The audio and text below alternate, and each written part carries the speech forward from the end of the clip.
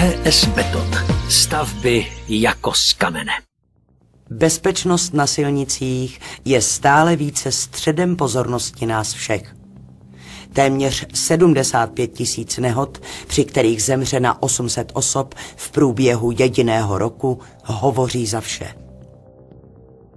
Svodidla jsou jeden z nejvýznamnějších a nejúčinnějších prvků působících na zmírňování rizika dopravních nehod. Svodidla jsou rozdělena do 4 kategorií podle schopnosti zadržet vozidlo. Tedy ne každý systém nabízí stejnou úroveň bezpečnosti. Vyrobit kvalitní svodidla je otázkou dlouhého technického vývoje.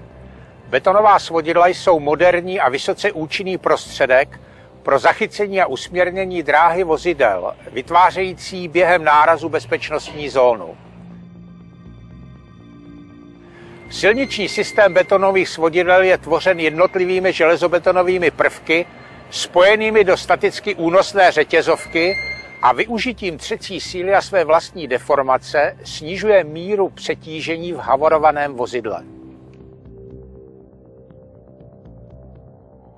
Ke spojení svodidel je užíván kloubový šroubovací spoj, zachovávající plnou statickou funkci a zajišťující jejich jednoduchou rozebiratelnost. Vnitřní vystužení prvku umělohmotnými vlákny snižuje vznik objemových trhlin a zajišťuje jeho celistvost, která při destrukci výrazně omezuje odletování kusů betonu do prostoru. Atest svodidel Technickým a zkušebním ústavem stavebním garantuje splnění všech parametrů svodidel. Takže šťastnou cestu.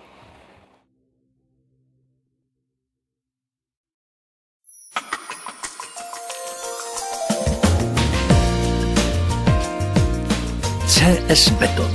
Stavby jako z kamene.